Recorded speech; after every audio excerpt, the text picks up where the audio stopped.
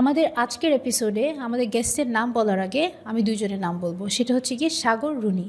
আমি শিওর বাংলাদেশের সবাই নাম দুইটা খুব ভালো মতন জানে আর খুবই ইমোশনালি কানেক্টেড ফিল করে। 2012-এ যখন এই মার্ডার কেসটা হয় তখন আমার মনে হয় পুরো নেশন খুবই শকড অবস্থায় টিভির সামনে বসেছিল।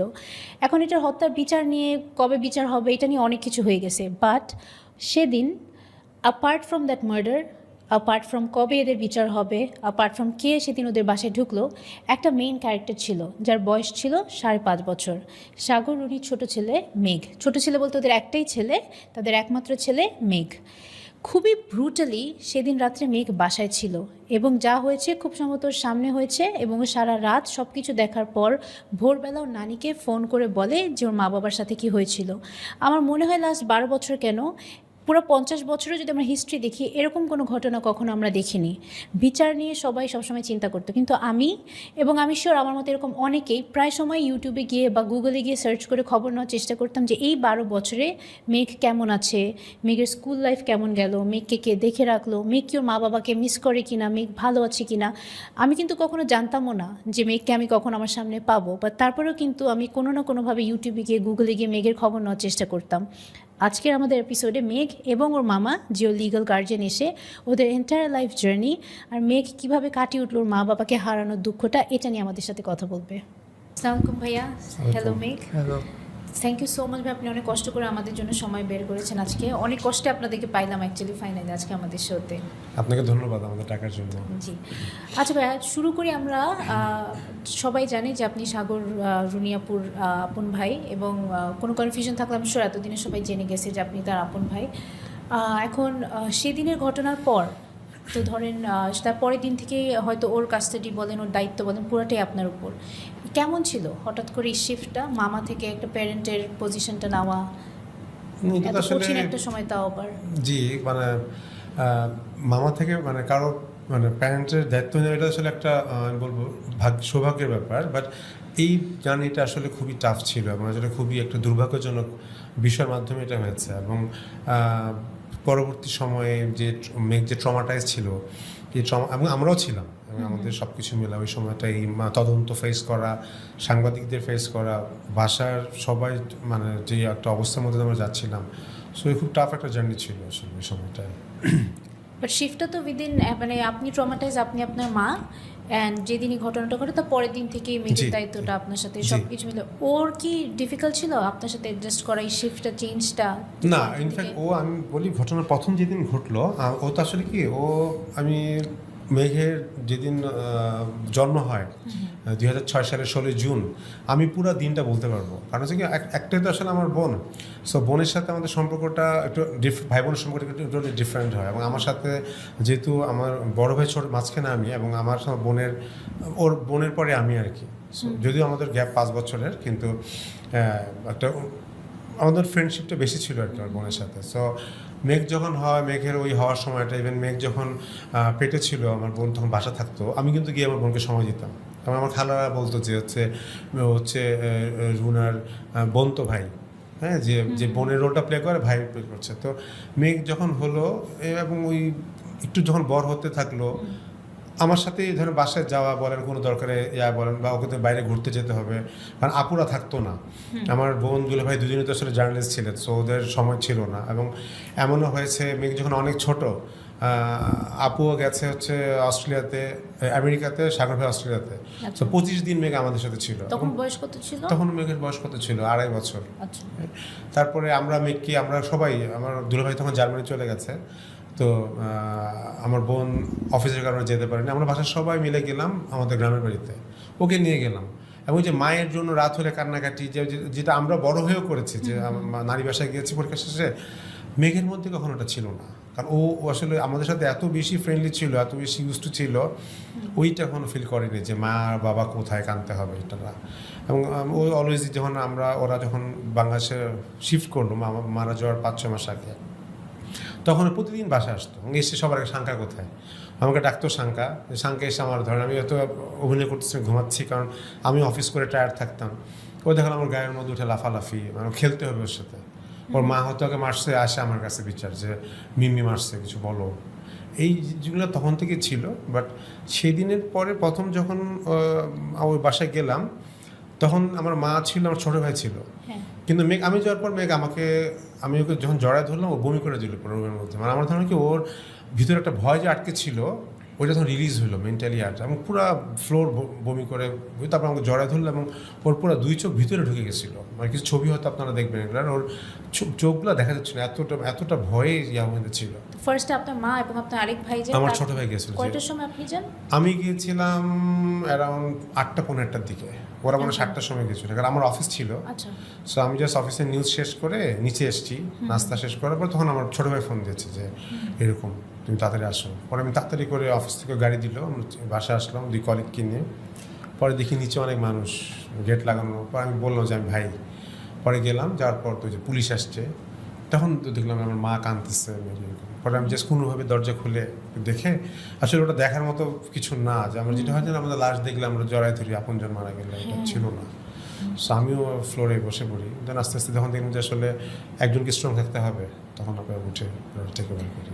আচ্ছা, ফার্স্ট অফ অল তুমি মাশাল্লাহ, তুমি এত ওয়েল গ্রুম, এত ভালো, এত লক্ষ্মী একটা বাচ্চা যে আমি নিজেই মানে আই হ্যাভ নো ওয়ার্ডস তোমাকে এটা বলার জন্য যে তুমি এত। আমি একটু আগে তোমাকে অফ দ্য বলছিলাম যে ইভেন মামা যখন বললো যে তোমার টিনেজ কালগুলো 15-16-এও তুমি তাকে এমন কোনো একটা ডিস্টার্ব করো নাই, কোনো কিছু করে সো আন্ডারস্ট্যান্ডিং, এটা কিন্তু তোমাকে ক্রেডিটটা দেওয়া উচিত। মাশাল্লাহ, ভেরি গুড বয়।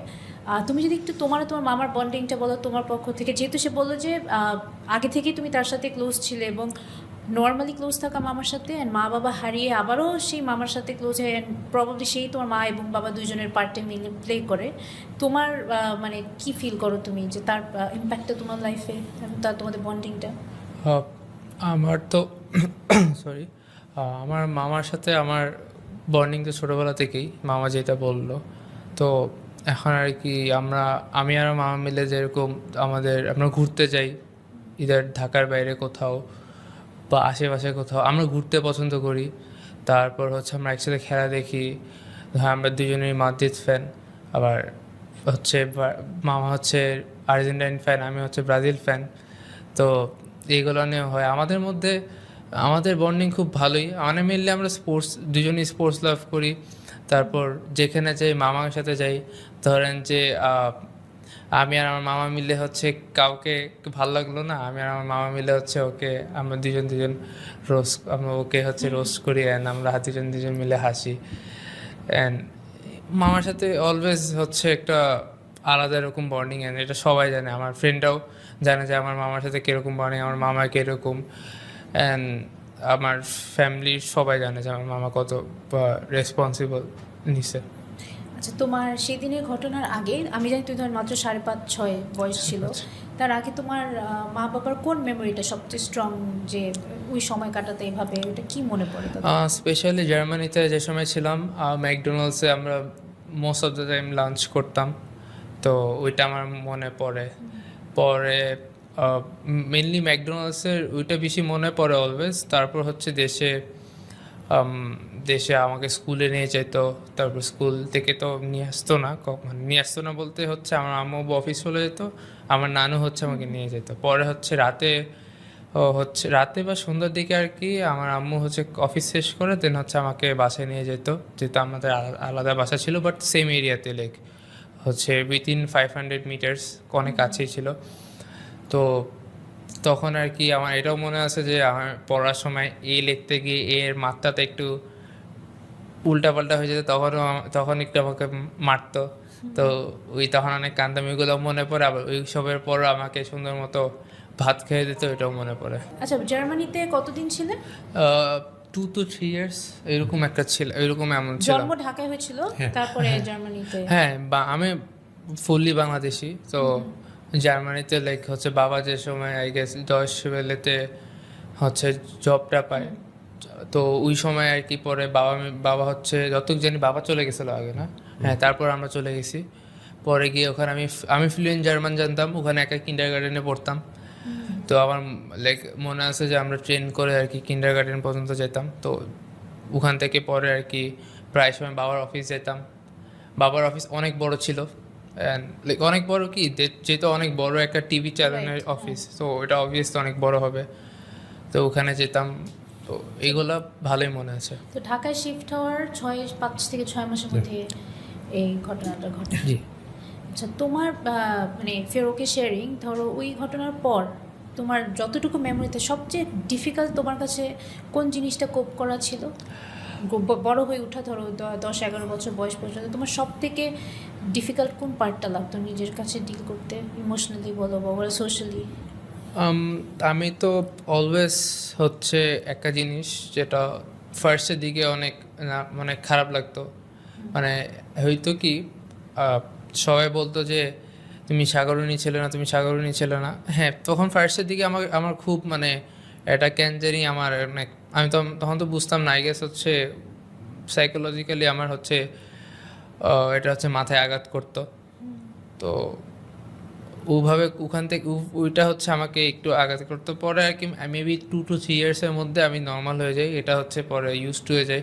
অ্যান্ড কেউ জিজ্ঞেস করলে আমি আর হচ্ছে মানে মানে প্রবলেমেটিক মনে করি না, উল্টারও প্রাউড হই, কেন আমার বাপ মা হচ্ছে একটা লেগাসি ক্রিয়েট করে গেছে, তো এটা আমি বিলিভ করি। তো ওইটা একটা প্রবলেম ছিল, আর ওইটা প্রবলেম ছিল, আর হচ্ছে অলওয়েজ ওই যে বিচার না পাওয়াটাই হচ্ছে মানে একটু আমার কাছে মানে ওইটাই আর কি আমার কাছে খারাপ লাগে, লাইক তাড়াতাড়ি হইতেছে না, লাইক অনেক সময় লাগতেছে। এই বিচার যে হচ্ছে না, এটা তুমি কোন বছর বয়স থেকে বোঝা শুরু করলা যে এখন বিচার হচ্ছে না? যে আমি এটা মেনলি হচ্ছে রিসেন্টলি বোঝা শুরু করছি, লাইক আমি তো ফার্স্টে তো এইসব নিয়ে এত আইডিয়া ছিল না। তো আমি যে সময় বুঝছি, তারপর নিজে হচ্ছে এসবের নিয়ে ইনভলভ বলতে হচ্ছে এগুলো নিয়ে কেউ মানে নিউজ ফেসবুকে বা ইউটিউবে হচ্ছে নিউজ দেখছি, তখন থেকে বুঝছি আচ্ছা এইসব নিয়ে মনে বিচার হচ্ছে না। পরে আর কি কয়েকটা জায়গায় হচ্ছে আমার একটা মনে আছে 48 মান্থস হয়ে গেছে, 48 আওয়ার্স হওয়ার কথা ছিল, 48 মান্থস হয়ে গেছে। মামার হচ্ছে তখন আর কি বাসায় অনেক সাংবাদিক আসছিল, তখন আর কি আমার মামা বলছে তাও বিচার পায়নি। ওইটাও আর কি তখন থেকে আর কি একটু একটু বোঝা শুরু করছি। তোমার কি ঘুমের মধ্যে নাইটমেয়ার হতো না, যে ডিপ স্লিপে স্বপ্ন দেখতা কখনো? মাঝে মাঝে দেখতাম, এখন আর কি অনেস্টলি আমি দেখি না। তো আগে কি হতো, আগে হচ্ছে আমার মামি বা আমার মানে বড় মামার ওয়াইফ, আমার মামি, উনি অথবা হচ্ছে আমার নানু, কেউ জানি বলছিল ঘুমানোর আগে দোয়া করে ঘুমাইতে, অথবা আমার মামা বলছিল, আমার সঠিক মনে নেই, বলছে অলওয়েজ দোয়া করে ঘুমাবা। মিমি মানে আমার আম্মুকে মিমি রাখতাম, আমার বাবাকে তো বাবাই রাখতাম। তো ওইভাবে আর কি আমি বাবাকে বলছে মিমি বাবার জন্য দোয়া করে ঘুমাবা। তো আমি কি হইতাম, মাঝে মাঝে দোয়া করে ঘুমাইতাম না। একদিন কি অনেক একটা ভয়ানক স্বপ্ন দেখছি, মানে সাপ দেন অনেক কিছু নিয়ে স্বপ্ন দেখছি। তো ওই স্বপ্ন দেখে আমার এখনও ওইটা মাথায় আছে, কি এরকম জানি আমার পায়ের মধ্যে হচ্ছে সাপটা ধরছে এরকম আর কি। তো ওইটা হচ্ছে ওইটা লাইক কয়েকদিন পরেই আর কি দেখছি, আমার কেন জানি এখনও মনে আছে। বাট ওইটা দেখার পর থেকে আমি অলওয়েজ দোয়া করে শুইতাম। ওটা তোমার মনের ভয়টা আর কি ওভাবেই স্বপ্নের আকারে।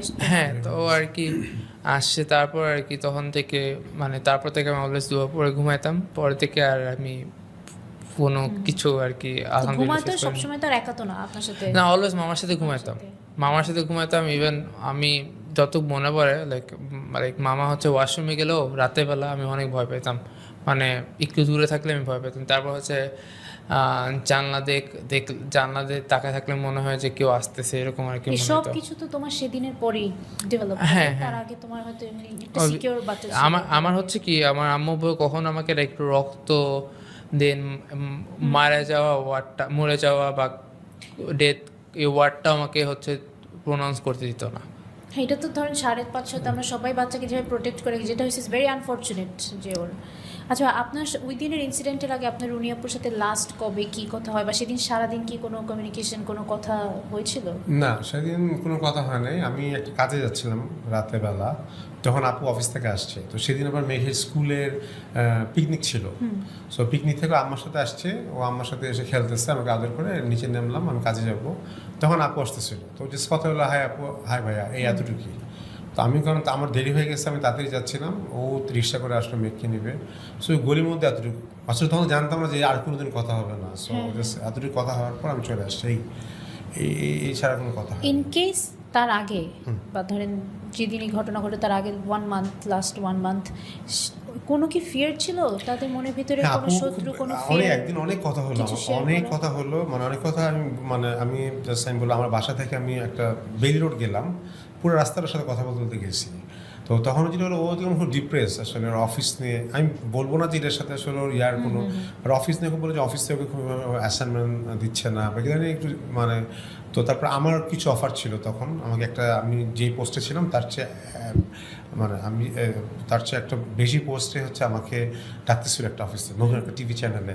তাই আমি বললাম যে আমি এভাবে যেতে চাই না, মানে আমার তো সিনিয়ররাও ওই পোস্টে থাকবে, সো আমি আমার আরও সামনে একটা পোস্ট, তারপরে ডবল প্রমোশন পাওয়ার ব্যাপারটা।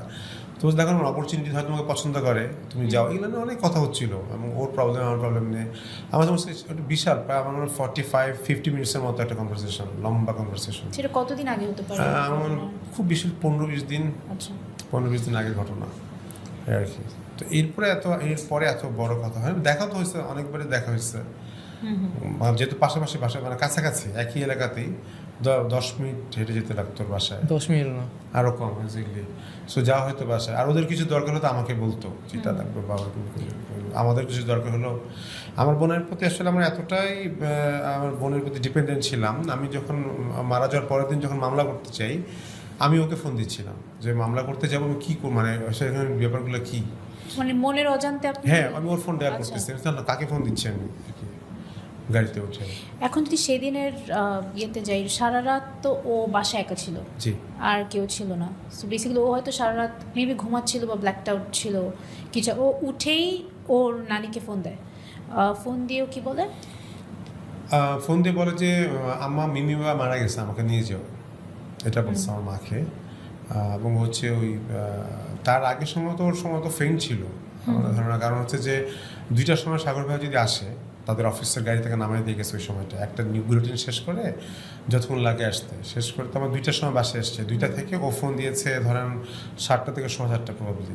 সো এই ঘটনাটা এর মধ্যে ঘটেছে। 2টার সময় শুধু সাগর ভাই আসে, রুনি আপু ছিল বাসায়? হ্যাঁ, বাসা ছিল, হ্যাঁ ও ছিল বাসায়। যে বললাম আপু তো সন্ধ্যার সময় পিক করেছে বাসা থেকে, হ্যাঁ। আচ্ছা। তো 7টার দিকে হবে। তো এরপরে ওই এই সময়টা ছিল, আমার ধারণা কি ওর এই জায়গাটায় হাত দেওয়া যেত না, এই জায়গাটা এবং একটা নখের একটা খুব ডিপ একটা দাগ ছিল, হ্যাঁ। তো আমার ধারণা হচ্ছে ওকেও হয়তো গলা টিপে ওরা ধরেছিল, এবং ও তো ভয়ে ও মনে হচ্ছে যে ওরা হয়েছে মারা গেছে, হ্যাঁ। তো এবং ও যখন উঠে হয়তো ফোন দেয়, এবং ও অনেকদিন কয়েকদিন আম্মাকে, প্রায় মাসখানেক পরে হবে, আম্মাকে একটা কথা বলছিল যে আমি বাবার জন্য কিছু করতে পারলাম না। তা আমার না, এই কথা তুমি কেন বলতেছো? বলে বাবা আমার থেকে পানি চেয়েছিল।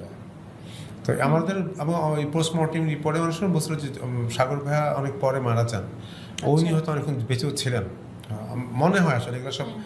এবং ও হচ্ছে ফোন করেছে, কারণ ও ফোন করতে পারতো, আমার বোনের একটা টাচ ফোন ছিল, তো ওইটা হচ্ছে আপনার স্ক্রল করলে ও নাম্বার বুঝতো যে এটা আমার মায়ের নাম্বার, চোখে দেখে আর কি ও ধারণা করতো।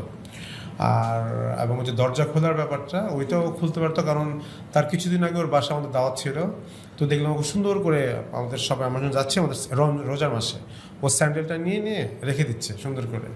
তো আমরা বললাম যে তোমার হচ্ছে যে বাবা তুমি এত সুন্দর বলে, আরও অনেক কিছু শিখেছি বলে ওই দরজা যে খুলে এগুলো আমাদের দেখাচ্ছিল।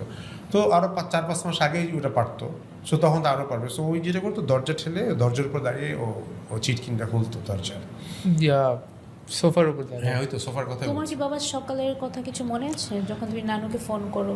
হ্যাঁ, আমি দেখছি 2জন লোক, তো 2জন লোক দেখছি, তো আমাকে বলছিল যে মানে কি জানি, আমি জিজ্ঞেস করছিলাম আমাকে তোমার সাথে তাদের কথা হয়? হ্যাঁ হয়েছিল তখন। তো 2জন লোক দেখছি কি জানি করতেছিল সামথিং, আমি আই ডোন্ট রিমেম্বার অ্যাকচুয়ালি কি জানি করতেছিল ওরা, এটা মনে নেই, বাট হচ্ছে আমি দেখছি কি জানি একটা জিজ্ঞেস করছিলাম, তো একজন অ্যান্সার দিয়েছে, আরেকজন বললে শুয়ে পড়ো বা ঘুমিয়ে পড়ো অথবা গুলি করে মেরে ফেলবো, এরকম একটা বলছে। তো আমি আবার শুয়ে হচ্ছে আমার ভয় পেয়ে গেছিল, তখনই বুঝছিলে ইট ওয়াজ সামথিং ব্যাড? কারণ মা বাবাকে তো তখন দেখো নাই। আমি দেখছি, দেখছো যে হ্যাঁ, কিন্তু আমার মাথাতে আমি এইসব কখনো জীবনও দেখিনি তখন। ইভেন টিভি চ্যানেল, কার্টুন, মানে এইসব তো কার্টুন ছিল না, তো আই মিন ব্লাড রিলেটেড আমি কিছু বুঝতামও না। তো আমি আবার সুন্দর মতো হচ্ছে মুখটা ঢেকে দিয়ে, ভয় করছো তুমি? আমাকে বলছে যে গুলি করে মেরে ফেলবো, হ্যাঁ গুলি করে মেরে ফেলবো, ওইটার ভয় আমি আবার ব্যাক, মানে ওই পজিশনে ব্যাক করছি। দেন আফটার ফিউ মিনিটস যাওয়ার আগে একবার হচ্ছে আমার ব্ল্যাঙ্কেটটা সরে দিয়ে একবার দেখে গেছে, পরে রেখে গেছে। পরে একটু পর হচ্ছে ফোন, আমি হচ্ছে ফোনের মধ্যে কল করার চেষ্টা করতেছি, তো মানে তুমি অনেকক্ষণ পর তখন বুঝছো যে ওনারা চলে গেছে, রাইট? তারপর আসতে বের হয়েছে ওখান থেকে। হ্যাঁ মানে আমি মানে যে সময় চলে গেছে আমি অনেকক্ষণ পর আর কি চলে যাওয়ার। তুমি অনেকক্ষণই কম্বলের নিচে ওভাবেই ছিলা? না আমি হ্যাঁ একটু আমি আসলে এখন বলাটা যা ওরা আসলে ওই তখন যেমন এগুলো কিন্তু আগে এখনো বলে না, যে বললো না গুলি করে ফেলবো দুজন লোক, এগুলো তখনও বলছে। এখন কি ও তো মনে করার চেষ্টা করে কিছু জিনিস বলে, কিন্তু এটা কিন্তু আসলে একটা নেগেটিভ মেসেজ যায়। হ্যাঁ, কারণ হয়তো সে ঘুম থেকে উঠছে অনেক পরে, ওর মনে হচ্ছে যে তখনই এসে ঘুম থেকে হ্যাঁ হ্যাঁ রাইট। যে তো হচ্ছে তারপর আর কি কিছু যে সময় ঘুম মানে যে সময় একটু বুঝছি চলে গেছে, তখন আর কি আমি ফোন দিয়ে হচ্ছে দুইটা নাম্বার আই গেস, বা হ্যাঁ দুইটা নাম্বার ছিল। তো একটা কেমনে জানি বুঝছি এটা হচ্ছে নানুর নাম্বার, যেহেতু আর নানুকে আগে কল দিত, তো বুঝে মানে দেখেই বুঝছি, আমি তো স্পেল করতে পারতাম না তখন, ছোটো ছিলাম। তো তখন আর কি যে সময় দেখছি এই নাম্বার, তো এই নাম্বারে কল করছি, আমি হচ্ছে ডাকছি আমার নানুকে, বলছি আসতে বা কি যেন একটা বলছিলাম, সঠিক মনে নেই আমার। তো পরে নানু আসছে যে সময়, তো আমার হচ্ছে কি গেটটা সিট কিনে এটা কেমন জানি ছিল, তো ওই মানে সবই খুলতে পারতাম, ওটা হচ্ছে মেন সিট কিনে আর কি বলতে গেলে, অনেক শক্ত ছিল, ওটা টান দিয়ে আর কি খুলতে হয়, তো ওইটা কেমনে জানি পেরে গেছি। পরে নানু এসে দেখে তো চিল্লাচিল্লি শুরু করে দিছে। পরে হচ্ছে কাকে জানি ফোন করতেছিল, আই গেস মামাকে ফোন করতেছিল। পরে ওই অ্যাট দ্য সেম টাইম হচ্ছে নিচ থেকে লোক আসছে, কী হয়েছে, পরে লোক আসছে, পরে আমার ছোটো মামা আস্তে আস্তে আসছে, দেন হচ্ছে মামা তো আসছে, মামার সাথে আর দুজন ছিল।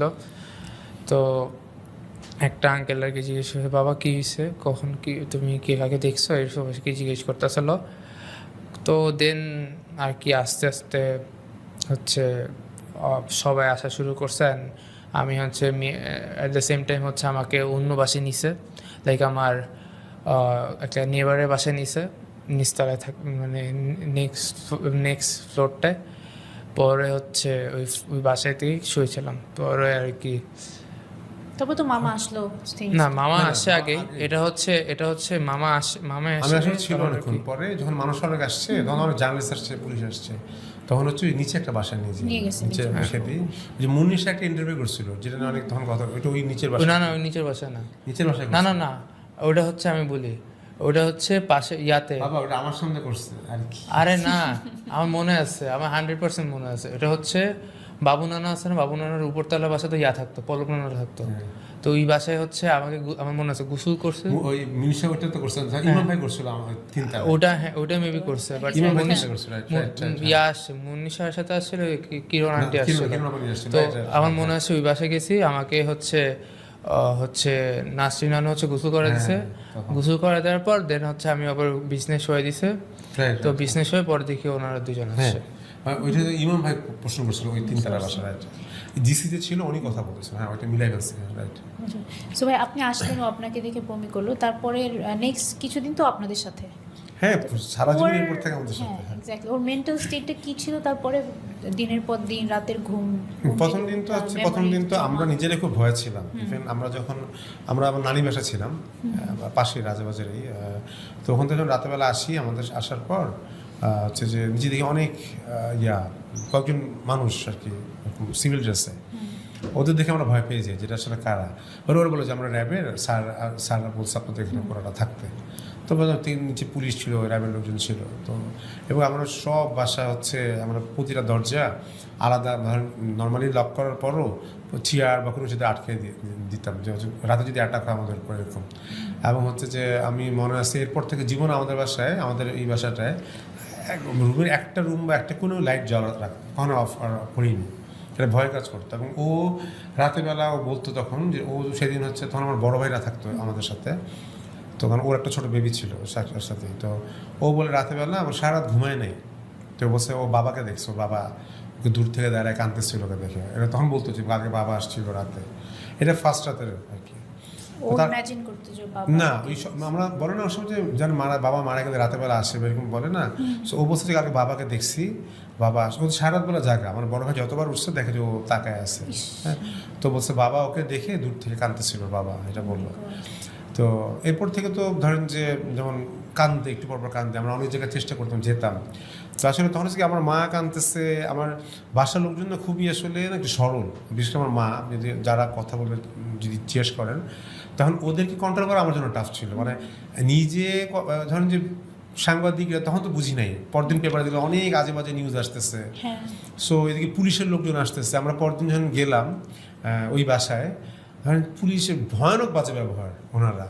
তো আমরা দেখেন আমরা আসলে থানায় কোনো জিডি করি নাই, আমরা সবাই সাংবাদিক হয়তো বাসা, কিন্তু এই ধরনের জিনিসগুলো আমরা হ্যান্ডেল করি না। সো পুলিশকে আমরা ভয়ে সার ডাকতেছি, হ্যাঁ ওনারা চিৎকার করতেছে, ধরেন আমার মাকে আলাদা রুমে নিয়ে। তো আমি বললাম যে আমার মাকে মানে আপনারা ভিকটিম আপনাদের সাথেই খারাপ হ্যাঁ মানে আসে না যে প্রথম ভাবতেছিল যে আমরা করছি এরকম। তো ইন্ডিভিজুয়াল এক একজনকে এক এক রুমে নিয়ে ওই বাসাতে, যে বাসায় খুন হয় আমাদের বাসাতে না, আচ্ছা, আচ্ছা। পরে আমাদেরকে পরে বললো যে না আমরা আসলে আজকে কনফার্ম হলো যে আপনারা কেউ না, সো আপনি কিছু মনে করেন না। তখন আমাকে যে ও প্রথম অবস্থাতে আপনাদের সেকেন্ডে সকালবেলা মানে ফার্স্ট সাসপেক্টস আপনাদেরকেই ধরা, প্রথম সাসপেক্ট তো আমার ছোট ভাইকে করলো, এবং ছোট ভাইকে ডিবি অফিসে নিয়েও গেল, ডিবি অফিসে নিয়ে গেল। কিন্তু করার কারণটা কি? সাসপেক্ট করছে যে ভাই আমরা হত্যা করতে পারি, টাকা বিদেশ থেকে আসছে, টাকা পয়সার দিয়ে। এবং হচ্ছে যে তো আমার আর ছোটো ভাইটা ছিল আসলে ওর বয়স কম, সো একটু এলোমেলো, ভাবছে ও অ্যাডিক্টেড। তো তারপর আমাকে নিয়ে গেলো, তা আমাকে বললো ভাই আপনি চলেন। তো আমি গেলাম, বলো আপনি তো যাওয়া উচিত। তো আমি ওরাই ডিবির একটা গ্রুপ বলো যে ওকে নিয়ে যাবো, আপনার যাওয়া উচিত। আমি গেলাম, যার পর তখন যে ডিবিসি নর্থ ছিল উনি বললো যে উনি ওর সাথে কথা বললো। তো আমার ভয় তো কাঁদতেছে ভয়ে। তো আমাকে বললো রোহন ভাই আপনি তো অনেকদিন ধরে কাজ করতেছেন মিডিয়াতে, আপনি তো বুঝবেন এই হচ্ছে ঘটনা। আমি তখন তাকে চ্যালেঞ্জ করলাম যে না, ওর ফোন কলের ব্যাপারটা আমি শিওর, কারণ আমি নিজে এসেছি রাত 2টায় এবং আমি ভোর 5টায় বের হয়ে গেছি। সো আমি ওকে বাসায় দেখছি, এটা হওয়ার কোনো চান্স নাই। পরে উনি আমার কথা কনভিন্স হয়ে উনি একটা লোক পাঠালো, যে লোকটা বাসায় এসে আপনার করলো, ওই যে মোবাইল নেটওয়ার্ক চেক করলো। সো তখন আসলে কি মোবাইল নেটওয়ার্কগুলোর সময় তো অনেক বড় বড় রেডিয়াসের মধ্যে হইতো যে, তো আমাদের বাসার একটা অংশ পড়তো ওয়েস্ট রাজাবাজারে, আরেকটা অংশ পড়তো মিরপুর শাহালি মাজার, ওই দিকটাতে সম্ভবত পড়তো।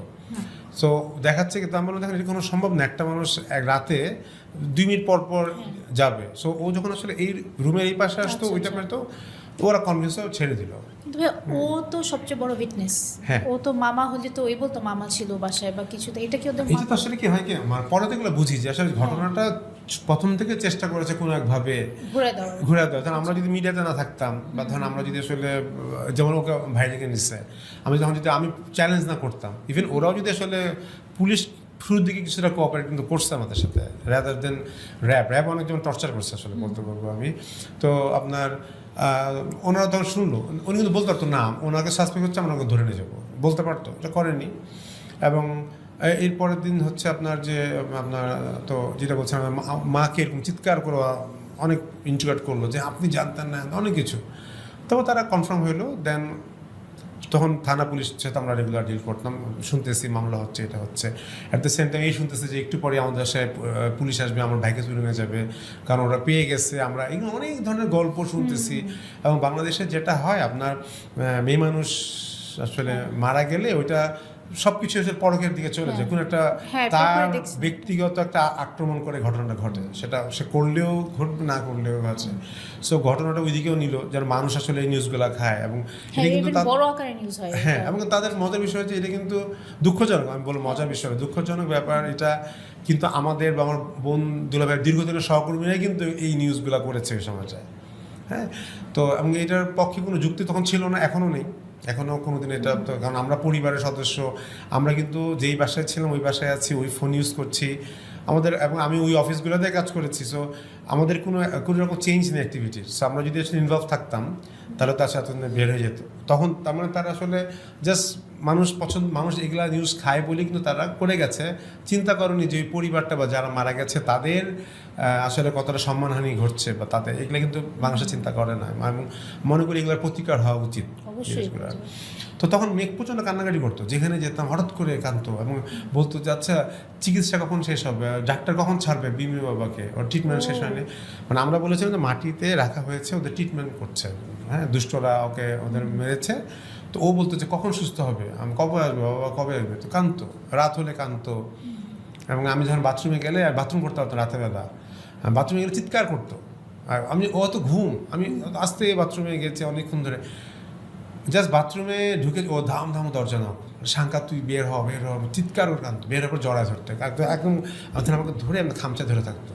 এটা অনেক দিন চলছে না? হ্যাঁ, এটা অনেকদিন গেছে কোথাও, এবং অন্য রুমে যায়, অন্য কারোর সাথে ঘুমাইতো না, আমার সাথে ঘুমাবে এটা করতো। তাই মতো আব্বু বাবার সাথে বাবার জন্য দোয়া করে ঘুমাও, তো দোয়া করে রাতে বেড়াতে, তো রাতে খেলা দেখা যেত না, রাতে খুব কাঁদতো। রাতে অনেক ধরনের খেলাকে দেখা যেত, নিচে হয়তো বিছানা থেকে পড়ে যাচ্ছি, মাটিতে গড়াগড়ি খাচ্ছি, ও হাসতো। এছাড়া একটু পরে কান্নাকাটি শুরু করে দিত বাবা মার জন্য, খুব স্বাভাবিক ছোট ওর মানুষ আসলে তো। কেমন লাগে এটা তো আমরা চিন্তা করেও কোনোদিন জি, ফিগার জি, করতে পারবো না, ওর জি। মেন্টাল স্টেটটা হয়তো। আর বাবা মা ছাড়া ওই বয়সে ও, আমি বলবো যে আসলে ধরেন যে আমি ও বিশেষ করে বাবার কথা বলবো, খুবই মানে একটা আদর্শ বাবার মতো আর কি, ওকে অনেক ধরনের ইনফ্যাক্ট উনি জিনিসগুলো- মানুষ হিসেবে হয়তো খুবই মানে অমায়িক ভালো সফট ছিল। কারণ আমার একজন ফ্রেন্ডই কালকেই বলছিল যে তার কলিগ ছিল, জি জি সে রুনি আপুকে বেশি একটা দেখে নাই, but he was so supportive আর এত ভদ্র এত ভালো। অনেক, অনেক, হ্যাঁ জি। এক্স্যাক্ট, মানে শুনে এখনো তার মনে আছে কথা, সে কিছুদিনের জন্য তার সাথে কলিগ ছিল।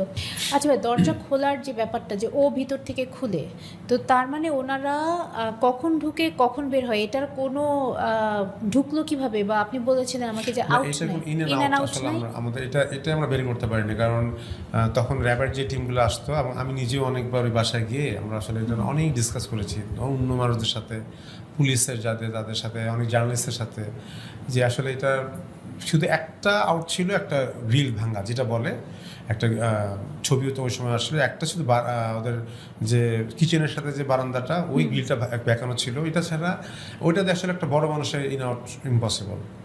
হ্যাঁ, তো এইটাই ওরা একটা কয়তলায় থাকতো? চারতলায়, চারতলায়, sorry, পাঁচতলায় থাকতো, এই গ্রিল দিয়ে তো আরো ডিফিকাল্ট। এক মিনিট, পাঁচতলা চারতলা ছিল। চারতলা, সরি। আচ্ছা হ্যাঁ, হ্যাঁ, এটা সেটা চারতলায় যদি থাকে গ্রিল দিয়ে তো নামা ওঠা। হ্যাঁ, এবং কি আরেকটা ব্যাপার হচ্ছে কি, আমি যেটা তখন যারা ছিল ওদেরকেও দেখেছি, যে আমি অনেকগুলো জুতার ছাপ দেখা গেছে, যে সানসেট ছিল ওখানে, মানে আচ্ছা, শীতকাল ছিল তো sunset, আসলে। হ্যাঁ। আমি ওই সামনে ফ্ল্যাটে একটা ফ্যামিলি থাকতো, দুজন বয়স্ক মানুষ থাকতেন, সত্যি তাদের জন্য জিনিসটা বোঝা ইয়া ছিল না। আবার এটাও শুনেছি যে যেমন দারোয়ানরা বলে তারা কিছু দেখেনি, বাট এটাও শুনেছি যে গেটের আওয়াজ, ওই যে নিচের গেটের আওয়াজ একজন পেয়েছে, এখন আসলে জানি না, তবে চিৎকার অনেকে শুনেছিল, বাট হয়তো অনেকে ভাবছে যে বাসার নিজেদের মধ্যে কিছু একটা হচ্ছে, এই জন্য, যেটা আমাদের আসলে হয়, আমরা একে অন্যের প্রবলেমগুলোতে কিন্তু সবাই নিজেরটা নিয়ে থাকি, পাশে কি হচ্ছে এটা আমরা, সো তখন ওরা অনেকে এটা নিয়ে, বাট অনেকে বলে চিৎকার শুনেছে, আমার বোনের চিৎকার আচ্ছা। শুনেছে, এটা বলে তো আশেপাশে যা ফ্ল্যাট কিছু থেকে। বেসিক্যালি রাত 2টার পর থেকে নিয়ে এটা আমাদের সকাল ধারণা 5টার 2টা মধ্যে, থেকে ভোর 7টার মধ্যে, ভোর 7টার মধ্যে। আর ইন অ্যান্ড আউটের এখন পর্যন্ত ইন অ্যান্ড আউটের কোনো না, ওরা তো আমরা পাই না, বাট তদন্তকারী সংস্থা, আমার ধারণা কি জানেন, এটা সব কিছুই হয়তো বের হয়েছে, যেটা তো আমরা তো আসলে তদন্তকারী, আমাদের তো তদন্ত জানার কথাও না, আমরা সাধারণ মানুষ, আমাদের কেন, যে কোনো মানুষেরই তদন্ত আইন শৃঙ্খলার ব্যাপারগুলো তো জানার কথা না, এটা যারা এটার জন্য নিয়োজিত তারাই বলতে পারবেন, তারা বের করতে পেরেছেন হয়তো বা, নাহলে আসলে এটা নিয়ে তো এত ধরনের নাটক হওয়ার কথা না। আর যদি বের না করে তারা থাকতে পারেন, তাহলে তো তাদেরকে এতদিন ধরে এই দায়িত্বে রাখারও কথা ছিল না, যে ঠিক আছে এরা পারেনি, যেমন ডিবি পারেনি, ডিবির জায়গায় র্যাবকে দেওয়া হয়েছে, বাট র্যাব 12 বছর ধরে মামলাটাকে যেভাবে ধ্বংস করেছে তদন্ত প্রক্রিয়াকে, এবং আমার ধারণা যে ওরা আসলে প্রথম 1-1.5 বছরের পর এটা নিয়ে কোনো কাজ করেনি। হ্যাঁ, আমারও আসলে জিনিসটা মানে এই মার্ডার কেসটা এমন একটা মার্ডার কেস, আমরা যারা সাধারণ মানুষ প্রথমবার টিভিতে দেখি, স্পেশালি ওর ব্যাপারটা যে বাসার মধ্যে ও সারা রাত একা ছিল, কখন ঢুকলো কখন বের হয়ে, এভাবে 2টা রিপোর্টারকে এরকম, তারপরে কিন্তু এরকম অনেক রকম মার্ডার কেসেস আমাদের দেশে ইভেন পৃথিবীতেও হয়, বাট আমার মনে হয় এইরকম মানে ইম্পসিবল বিজার কেস হয়তো, আর সবার একটা ইমোশনাল কানেকশনও এই কেসের সাথে হয়ে যায় বিকজ অফ মেঘ। কারণ তখন আমার মনে হয় যে ও যে ছোটো ছিল, মানে আমার মতো মনে হয় অনেকেই যেদিন এটা হয়, ইভেন যখন আমাদের তখনকার স্বরাষ্ট্রমন্ত্রী যখন বলে এটা 48 ঘন্টার মধ্যে এটার বিচার হবে, কোথাও না কোথাও বুঝছি যেটা হবে না, কারণ এই লেভেলের মার্ডার কেস যখন হয় ওগুলোর বিচার আমাদের মতন দেশে আমি জানি না কতখানি হয়, হওয়ার হলে হয়তো হতো।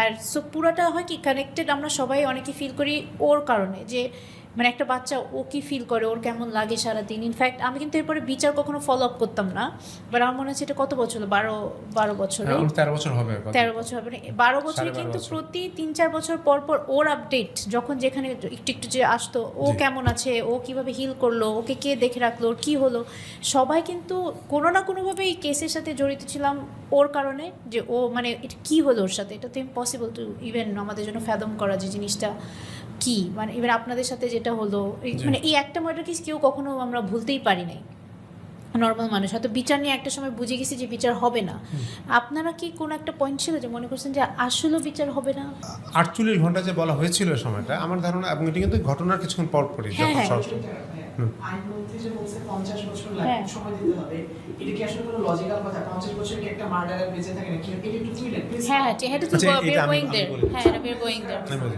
হ্যাঁ 48 ঘন্টা উনি কিন্তু বলেছেন, আমার ধারণা উনি নিশ্চয়ই কোনো গ্রিন সিগন্যাল পেয়েই বলেছিলেন ওই সময়, এবং তারপরের দিন কিন্তু পুলিশের তৎকালীন আইজিপি বললেন যে পরিধানযোগ্য অগ্রগতি আছে এবং উনি একটা প্রেস ব্রিফিং করবেন, আমরা ওই জন্য অপেক্ষা করলাম, তারপর সব চুপ হয়ে গেল। তো আমার ধারণা যে ওগুলো সবই হয়তো ছিল। সো আপনার বিশ্বাস যখন 48 ঘন্টার আলটিমেটামটা দেয় তখন তিনিও মানে হোপফুল হয়েই বলেন আমার মানে ধারণা কোনো না, হোপফুলি তো এমনিই বলে তার নাই। তো হোপফুলের জায়গা না, হ্যাঁ, মানে এমনিই বলে সে নাই। নিশ্চয়ই জেনেই জেনেই বলেছে, বলেছে, হ্যাঁ। আচ্ছা। পরে হয়তো কোনো কারণে সেটা আচ্ছা। নাহলে 48 ঘন্টা বলার তো সেটা কথা না, এক দায়িত্বশীল জায়গা হ্যাঁ, থেকে। এত বড় আবার এমন হতে পারে যে আসলে আমাদের তো দেখেছি তৎকালীন যারা অনেক দায়িত্বজ্ঞানহীন কাজ তো করেছে, এটা হতে পারে। এবং আমরা কিন্তু মনে করি যে মনে করতাম তখনও যে আমরা এটা বের হবে, আমরা এখনও মনে করি আসলে বের হবে, হ্যাঁ। কিন্তু 15-12 বছর অনেক লম্বা একটা সময়, এর মধ্যে তারা যেভাবে সব কিছু ধামাচাপা দেওয়ার চেষ্টা করেছে তাতে হয়তো একটু টাফ হয়ে যাবে এখন যারা কাজ করবে। বাট আমার সবসময় মনে হচ্ছে যদি সরকার আন্তরিক হয়, এখানে তদন্তকারী সংস্থা কোনো বিষয় না, সরকার আন্তরিক হলে এটা যে কোনো তদন্তকারী সংস্থার পক্ষেই এটা বের করা সম্ভব হতো।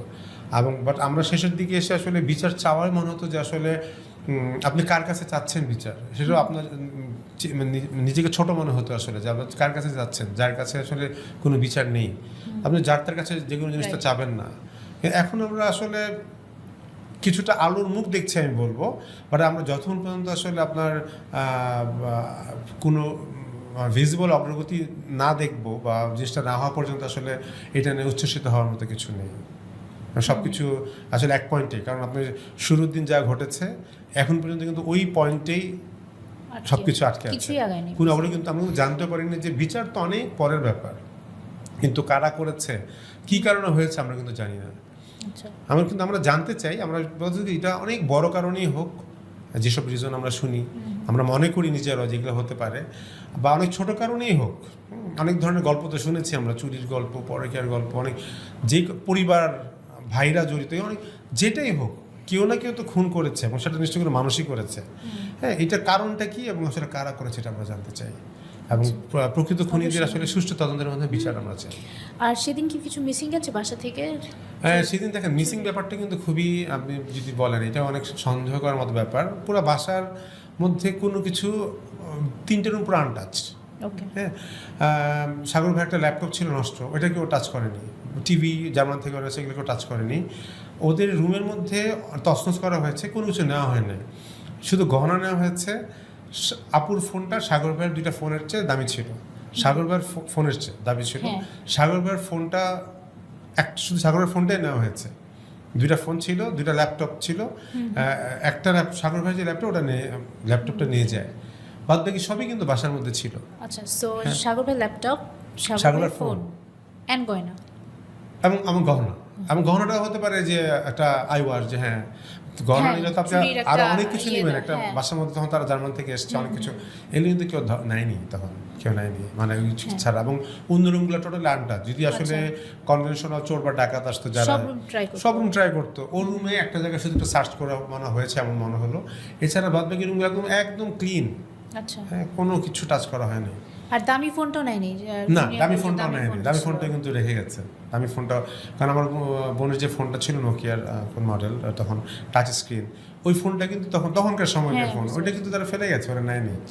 এইটা এক প্রকার আমি বলবো আল্লাহর রহমত হতে পারে, কারণ সেই ফোনটা না থাকলে ও ফোন করতে পারতো না। না, ওই ফোনটা হচ্ছে আরেকটা ফোন ছিল, তো আমি যেটাতে কল দিছি এটা ছিল বাটন ফোন, একটা পিঙ্ক কালার, একটা নোকিয়ার আই গেস, বা ওইটা বাসায় থাকতো না, ওইটা না না, মা ওইটা বাইরে আপুর ফোনে ফোন এসেছে তুমি। না বাটন ফোনে কল না দিছি। না, সবই বাটন ফোন ছিল, আপুরটা ছিল বাটন অ্যান্ড টাচ, ওই নোকিয়ার একটা মিউজিক বুঝতে ছিল, পারছি, হ্যাঁ। ওই ফোনটা ছিল তখন পিঙ্ক কালারের। হ্যাঁ, খুললে টাচ হয়ে যেত, আবার মানে না, button খুললে ছিল। না, আপনার ওই 2টা অপশনই ছিল, টাচ অ্যান্ড ইয়া ছিল, ওই টাচটা দেখে করা যেত আর কি। ওই ফোনটা 536 জনে কিনে মনে করে ওই ফোনটা থেকে ফোন। এখন সবগুলো ফোন যদি নিয়ে যেত, কোনো তাই তো কমিউনিকেশন হওয়ার রাস্তা কথা, না যদি থাকতো চোরটা- কতক্ষণ, মানে এটা তো হ্যাঁ, সেটা হতো না, তখন তো আমরা খোঁজ করতে মিগাস কেন, কারণ আমার মা তো একটু পর পর খোঁজ নিত সবসময়। কারণ আমাদের মুখস্থ হয়ে গেছে এই সময়টা মেঘ আসবে, এটা মেঘ আসবে। সো আপনার হয়তোবা ওইটা হয়তোবা নেওয়া হতো, কিন্তু এই যে এই জিনিসগুলো রেখে গেল, নর্মাল কেউ হলে তো নিশ্চয়ই কোনো একটা উদ্দেশ্য ছিল বলে। এবং আমার বোনকে ধরেন একটা আঘাত ওর কাছে, কিন্তু আমার দুলাভাই কিন্তু অনেকে ইন্টারোগেট করা হয়েছে, এরকম কিন্তু মনে হয়েছে, কারণ তার হাত বাঁধা, এবং ওই বাঁধার আসলে আমাদের সাধারণ মানুষের পক্ষে বাঁধার মতো না। আপনি দেখেন খুবই ও দুইটা হাত পা পিছিয়ে আড়মোড়া করে বাঁধা, এবং প্রচুর স্টেপ, তার 40টার মতো স্টেপ করা হয়েছিল। ও আপুর একটা আঘাত ছিল, হ্যাঁ। একটা আঘাতেই ওনার আর ভাইয়ের সাগর সাথে ভাইকে মনে হচ্ছে অনেকক্ষণ ধরে তাকে আসলে তাকে জিজ্ঞেস করা হয়েছে, বা তারপর অনেক ক্ষোভ ছিল একটা, যে তাকে করেছে অনেক ক্ষোভ থেকে, কারণ সরাসরি স্টেপ ছিল ওই সময়টা। তাহলে কি একটা সাগর ভাইয়ের মেইন ভিকটিম ছিল নাকি দুইজনই তাদের টার্গেট ছিল? আমাদের আসলে যেহেতু আসলে জানি না, বাট এনার্জি সেক্টর যে বলে যে রিপোর্টের কথা, আমাদের কাছে মনে হয় কি যে আমার দুলাভাই আসলে এনার্জি সেক্টরে একজন বাংলাদেশের টপ মোস্ট সাংবাদিকদের একজন ছিল। হ্যাঁ, তো ওদের 2-3 জনের নাম যদি আসতো ওর নামে আসবে। এবং ও এনার্জি বাংলা নামে একটা ইয়াও চালায়, আপনার হচ্ছে একটা তার তখন একটা ওয়েবসাইট ছিল।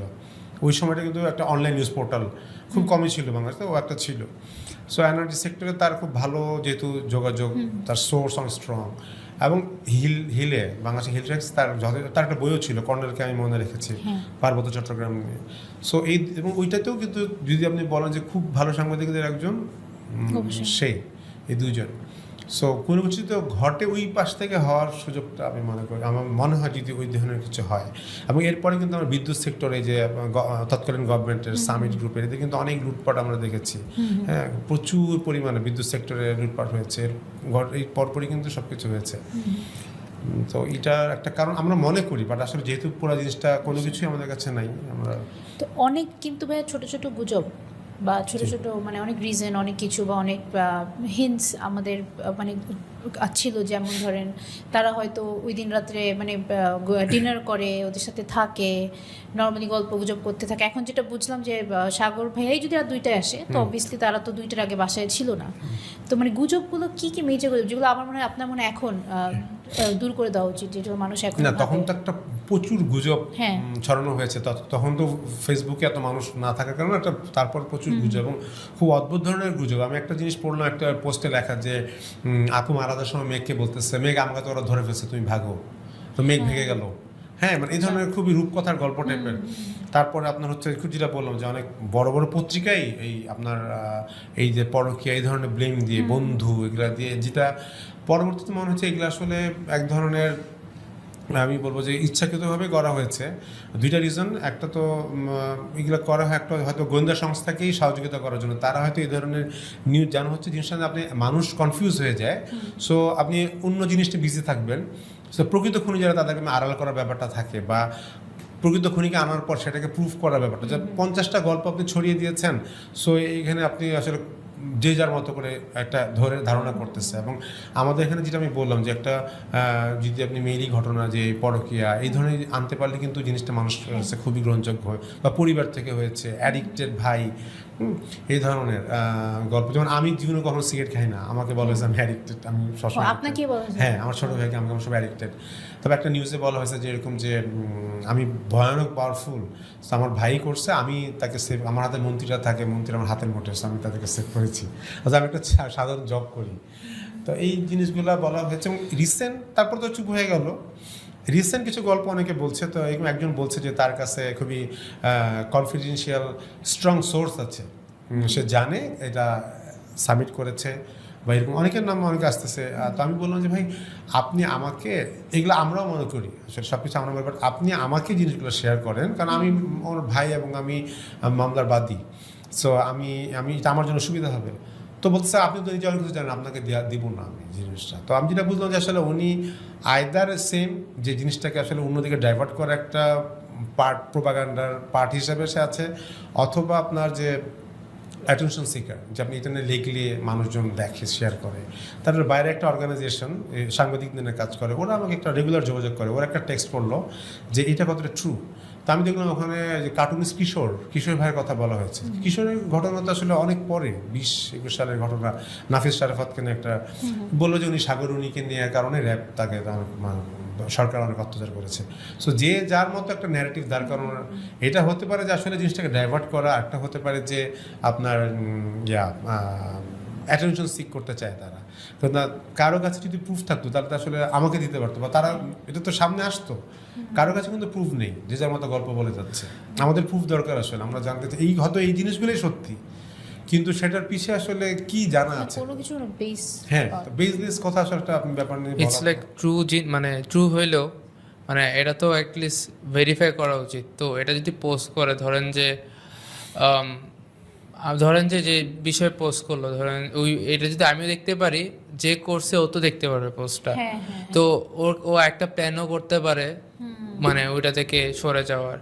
তো অবভিয়াসলি সবার করা উচিত কি আমাদের সাথে ডিসকাস করতে, অথবা হ্যাঁ, যেখানে আর কি যাদের সাথে ডিসকাস করার কথা ওদের সাথে ডিসকাস। আচ্ছা ভাই, তো এরপরে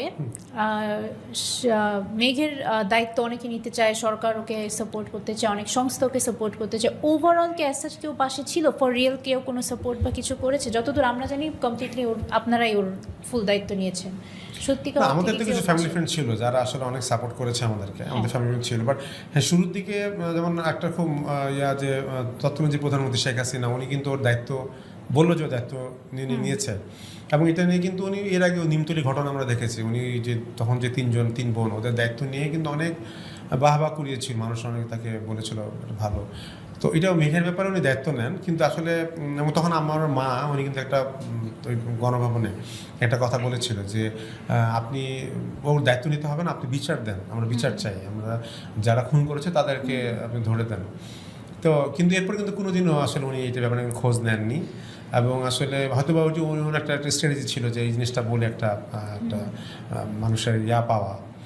এছাড়া বাদ বাকি অনেকেই ওকে নিতে চেয়েছে, অনেকে খুবই সিরিয়াস ছিল যে ওকে অ্যাডপ্ট করবে, ওকে নিবে, কিন্তু জিনিসটা আসলে এত টাফ, এত ইজি ছিল না ওই সময়টা। না, একটা তদন্তধীন ব্যাপার, তার মধ্যে হচ্ছে ওর গার্জিয়ানশিপ, তখন বাবা মা কেউ নেই, হ্যাঁ, যে আবার যেহেতু ফ্যামিলি এখানে আছে, সব কিছু মিলে ওর তখন পাসপোর্টের বাইরে অনেকে নিতে চেয়েছে। এবং যখন আসলে তাদেরকে আমরা ডিনাই করেছি, এরপর থেকে তারা আমাদের নামে অনেক আজে বাজে কথা অনেক জায়গায় বলেছে। তারা কিন্তু মানে আমাদের ক্লোজ লোকজন, অত সাংবাদিক কমিউনিটির বা আত্মীয় স্বজনের মধ্যে, এবং তারা তখনই বললো যে আসলে যে আমরা মেঘকে দিতে চাই না, বা আমাদের কোনো উদ্দেশ্য আছে এরকম, হ্যাঁ, এবং আসলে মেঘকে কেমনে বড় করবে এটা তারা। কিন্তু এরপরে তারা কিন্তু কোনোদিনও আসলে আপনি যদি মেঘকে নিতে চাইতেন আপনার তো আমার ভালোবাসা থেকে, সো ভালোবাসা তো আপনার কখনো আসলে কমে যাওয়ার কথা না, বরঞ্চ আপনি যদি ওকে নিতে না পারেন আপনি ওকে তখন আরও বেশি আপনার একটা সার্ভিলেন্সের মধ্যে রাখবেন। ঠিক আছে, কেমনে বড় করতেছে, আমরা দেখি কোনো হেল্প লাগে কিনা। এই মানুষগুলো কিন্তু পরে 12 বছর আমরা কোনোদিন খুঁজে পাইনি ওনাদেরকে। বেসিক্যালি কারো থেকে অ্যাজ সাচ কোনো ফাইন্যান্সিয়াল হেল্প বলেন বা কিছু না, যারা ইমোশনালি সাপোর্ট করে, যারা পাশে ছিল হয়তো ওরা এখনো আছে, জি, বাট তারা এখনো আছে, অনেক সাপোর্ট করেছে, কিন্তু এভাবে কেউ করেনি। এবং আমরা কিন্তু আসলে কোনো ফাইন্যান্সিয়াল হেল্প আমরা কিন্তু নিতে চাইও নাই। যেমন আমাদেরকে একজন বলবো যে আমিও যখন টাকা দিতে চাচ্ছি, আমরা তো না বলছি, বা ওর পড়াশোনার দায়িত্ব নিতে চাচ্ছি, এগুলো আমরা চাচ্ছি না। তো বলে ভাই আপনার যদি মনে হয়, আপনি যদি আপনার দরকারই পড়ে, আপনি শুধু পেপারে দিয়ে দেখেন না যে মেয়েকে টাকা লাগবে, দেখেন কত টাকা উঠে। তো যেহেতু আপনারা নিচ্ছেন না এগুলো, আমরা কখনো এগুলো কোনো অ্যালাউ করিনি। হয়তো বা এটা নিয়ে একটা বাজে কথা শুনতে হতো যে আমরা ওকে দিয়ে টাকা নিচ্ছি, এই ধরনের কথাবার্তা, এটাও আরেকটা ডাইমেনশন পেতে হতো ব্যাপারে। আসলে এটা প্রয়োজনও হয়তো ছিল না যে কেউ ওর দায়িত্ব নেই, বিচারটা ছাড়া হয়তো কিছু না। আসলে আমরা মনে করি যথেষ্ট আমরাই পরিবারের ক্যাপেবল ওকে বড় করার জন্য, আমাদের পরিবারের সন্তান, হ্যাঁ, আমার একটা মাত্র বোনের সন্তান, আমরা তো আমাদের 100% দিব ওকে বড় করার জন্য। অবশ্যই। হ্যাঁ, আচ্ছা ভাই, তো মামলাটা 12 বছরে 111 বার, এটা 112 বার র্যাবের এবং 2 বার ছিল ডিবি, মোট 114 বার হয়েছে। কদিন আগে একবার 114। এবং আমাদের রিসেন্ট সাবেক আইনমন্ত্রী বলেছিল যে সময় লাগলে 50 বছরও সময়ে এটাকে দিতে হবে, বাট 50 বছরে না খুনি বাঁচবে, চান্সেস আর ভেরি হাই যে ওরও বয়স এমন একটা হবে যে ও আপনার থেকে মানে ও বাঁচবে না, মানে এটা একটু অবাস্তব ছিল সময় চাওয়াটা। এগুলো তো আসলে কি বলি, শুধু উনি তো নয়, তার আগে যেমন আমি যে আরেকজন স্বরাষ্ট্রমন্ত্রী ছিল মহিউদ্দিন খান আলমগীর, এরকম আরও অনেকে। এবং আপনার হচ্ছে যে যেমন আমি শুনেছি যে শেখ হাসিনাও বলেছিল যে এটা কেউ জানলে সবার জন্য লজ্জার ব্যাপার হবে। তো লজ্জার ব্যাপার হবে না আনন্দের ব্যাপার হবে, এটা তো আসলে ওনার ব্যাপার না, ওনার দায়িত্ব হচ্ছে নাগরিকের বিচার দেওয়া। আইনমন্ত্রী যে কথা বলেছে ভাই, যে দিনের পর দিন র্যাবের কেউ তদন্ত নিয়ে কথা না বলা, তারা কিন্তু দেখেন তারা 2 পুরিয়া গাঁজা ধরলেও কিন্তু বিচার প্রেস ব্রিফিং করে, তাই না?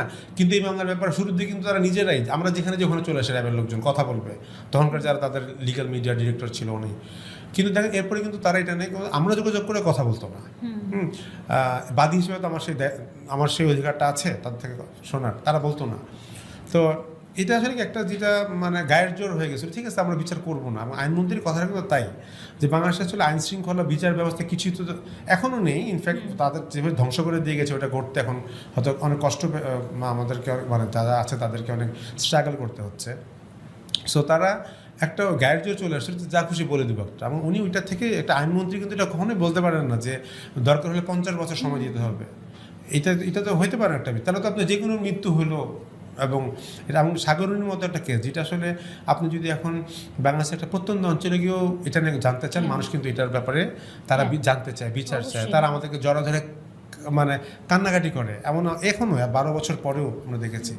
সাগরণীর বিচার না হওয়াটা শুধু পরিবারের জন্য যে হতাশাজনক ব্যাপারটা কিন্তু তা না, এটা আপনার বাংলাদেশের আমরা একটা সাধারণ পরিবার বিলং করি, তাই তো আমরা বাংলাদেশে একটা আর 10টা মিডল ক্লাস ফ্যামিলির মতো। আমাদের এটার বিচার না হওয়া কিন্তু আসলে আপনার সাংবাদিকতা বলেন, নর্মাল মানুষের নিরাপত্তা বলেন, এটা কিন্তু যথেষ্ট পরিমাণে আপনার ইনসিকিউর জায়গায় চলে যায়।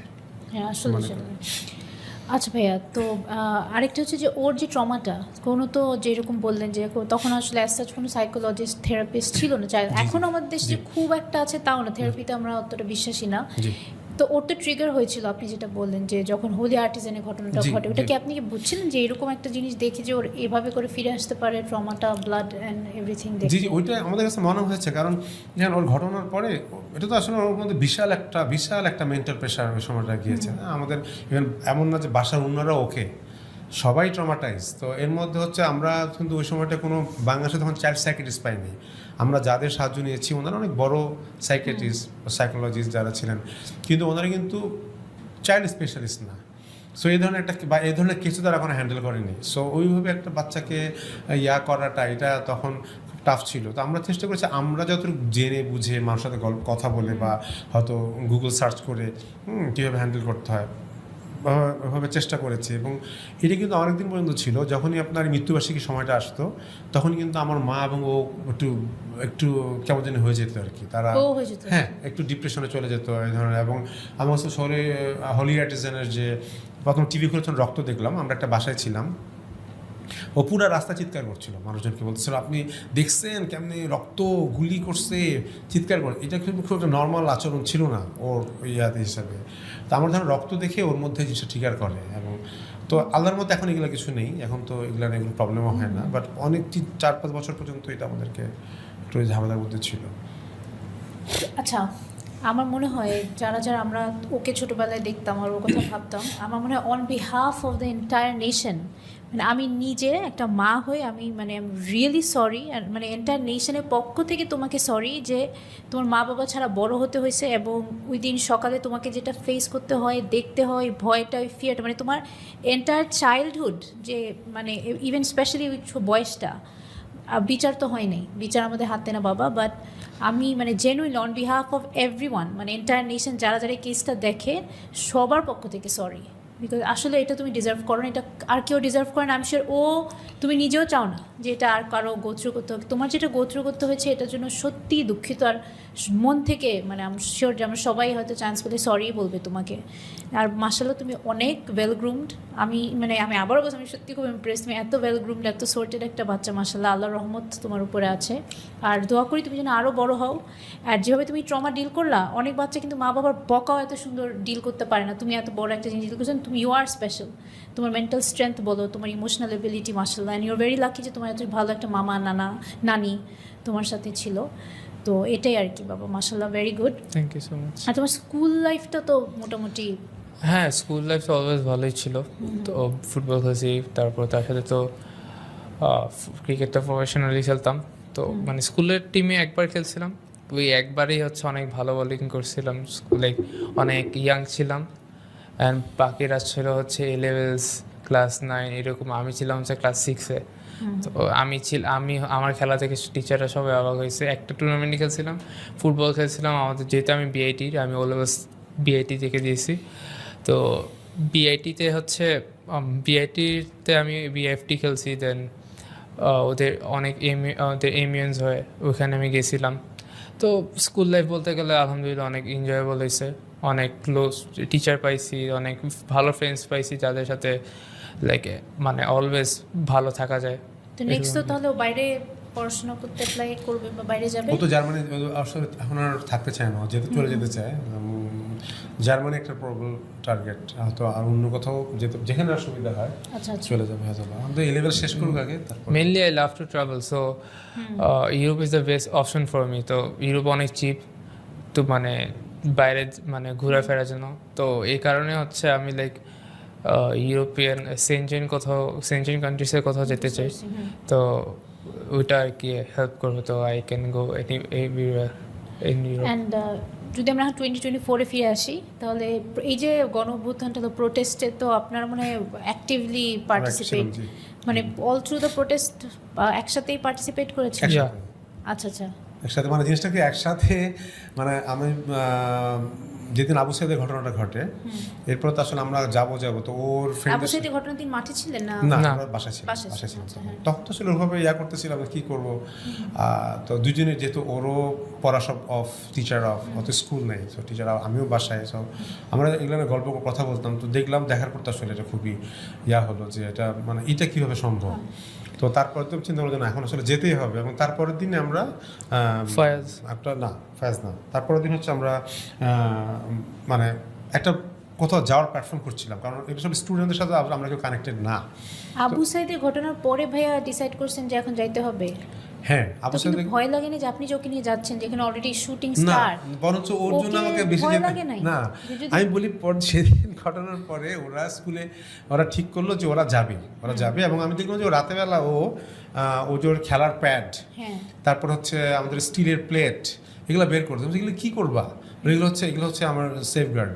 আর আমি পায়ের যখন মারলে আমার গায়ে না লাগে। আমি এগুলো তুমি যেতে পারবো, ব্যাগে নিয়ে যাচ্ছি, এগুলো নিয়ে যাবে। আর আপনি একবারও মানা করেন নাই বা ভাবেন না, না আমি দিব না? কারণ আমি ওকে তো একা ছাড়বো যখন না। দেখছি আমি শিওর ছিলাম যে মুক্তিযুদ্ধ মানে যদি লেগে যায় আমাদের দেশে, আমি আমার ছেলেকে দিব না, আমি কাটকে রাখবো লক করে, এবার আমি দিব না। না, এটা আসলে ভয় পসিবল লাগে ছিল না, না। না? ওর এই যে দেখেন, আমার ভয় তো মানে জিনিসটা কি, একা হচ্ছে আমার নিজের যেতে ইচ্ছা করতেছে, কারণ এইভাবে আসলে থাকা সম্ভব না। মানে দেখেন জিনিসটা কি, আমরা সবাই সবার প্রবলেমগুলোতে চুপ থাকি। হ্যাঁ, আমি চুপ থাকতে থাকতে কিন্তু আমরা এই ধরনের এরকম একটা ফ্যাসিস্ট তৈরি করেছিলাম না। কেউ কারো বিপদে কিন্তু আমরা কথা বলি না। তো এরকম একটা মানুষকে, আপনি একটা ছাত্রকে গুলি করে মারবেন এবং স্টুডেন্টকে এইভাবে, তার আগের দিন যেমন খুব পিটালো ঢাকা ইউনিভার্সিটিতে, সেদিন থেকে আসলে বেসিক্যালি আমরা খুব হাইপার হয়েছিলাম জিনিসটার জন্য। তো ও যাবেই বাইরে, তো ওর ফ্রেন্ডদের সাথে। এখন ওর বন্ধু বান্ধব এখনো, তো আমি ওকে একা ছাড়তে পারবো না।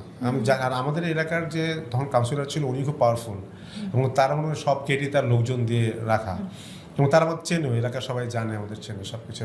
তো তারপর কী করলাম, বললাম মেঘ, তাহলে আমরা এখানে না যাই, সেদিন আমরা ওখানে যাবোই।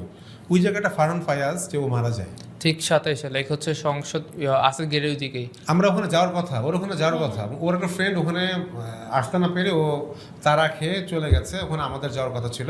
কারণ আমাদের এদিক দিয়ে যদি আমরা বের হই, একটা রাস্তা ওই মারামারিটাই পড়ে। তো আমি তখন আমরা জানতাম না যে ওখানে হয়েছে। পরে আমার বললাম বিকালে আমার অনেকে যাচ্ছে, শাহবাগে দাঁড়াবে গার্জিয়ানরা, ওখানে তোকে নিয়ে যাবো, এটা বলে আটকে রাখে। কারণ আমি সেদিন সারা আমি বারবার ঘুমতে করে দেখছি ওকে বের হয়ে গেল কিনা, কারণ খুব স্বাভাবিক। আবার আমি ওর জন্য বের হতে পারতেছি, কারণ আমারও যাওয়া দরকার। এই একটা ব্যাপার। পরে আমরা একসাথে যাবো, এবং আমরা পরে শাহবাগ যাই, এবং দেখলাম যে আমাদের যে গ্রুপটা, ওরা শাহবাগে ওরা কাটা বানায়। আমরা তখন শাহবাগে পৌঁছে গেছি, ওখানে ছাত্রলীগের ছেলেপেলেরা এখন লাঠি টাঠি নিয়ে। লাইক হচ্ছে আমরা দুজন ছিলাম, তো দেখি যে ওরা হচ্ছে খাতা নিছে, খাতার সাথে স্টিলের হচ্ছে কি বলে এটা, রুলার নিছে। তো খাতাটা নিয়ে লাইক এভাবে ধরে রাখছে, তো যেন হচ্ছে ওরা যে মারবে, যেন ওদের হাতে না কিছু হয়। লাইক এটা হচ্ছে একটা হাতের প্রোটেকশন হিসেবে ইউজ করতেছে। আর স্টিলের এজ পার্টটা যেটা, ওইটা হচ্ছে মানে এই সাইডে রাখছে, যেন কাউকে মারলে থাকতে পারে, মানে ব্যথা পায় বা কিছু হয়। ওটা দেখছি। তো ওখানে ছিল মানে গেটের ঠিক হচ্ছে মিউজিয়াম, যেটা শাহবাগে মিউজিয়ামের সামনে অনেকজন। তো হাফ রাস্তা পর্যন্ত দেখি যে ফুল ওরা ব্লক করে নিছে, মানে জায়গাটা ওরা টেক ওভার করে নিছে। তারপর হচ্ছে দেখি যে ওরা গোল মিটিং করতেছে। পরে আমরা কি করবো, আমরা আগে হচ্ছে ঝালমুড়ির দোকান ছিল একটা, ওখানে আমরা দাঁড়াচ্ছিলাম যেন আমাদেরকে সাসপেক্ট না করে।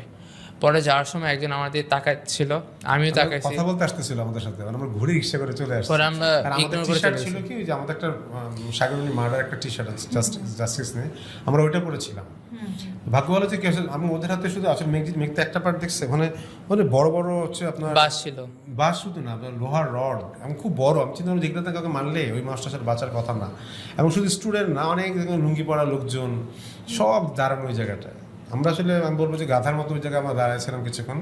পরে আমরা আপনার কাটা বনের মোড়ে এসে ওখানে আমরা আপনাদের সামনে কি কেউ গুলি টুলি লাগে? না এগুলো আমরা আসলে কি আমরা তারপর আমরা সেদিনও যখন দাঁড়ালাম ওখানেও কোনো অ্যাটাক হয় নাই।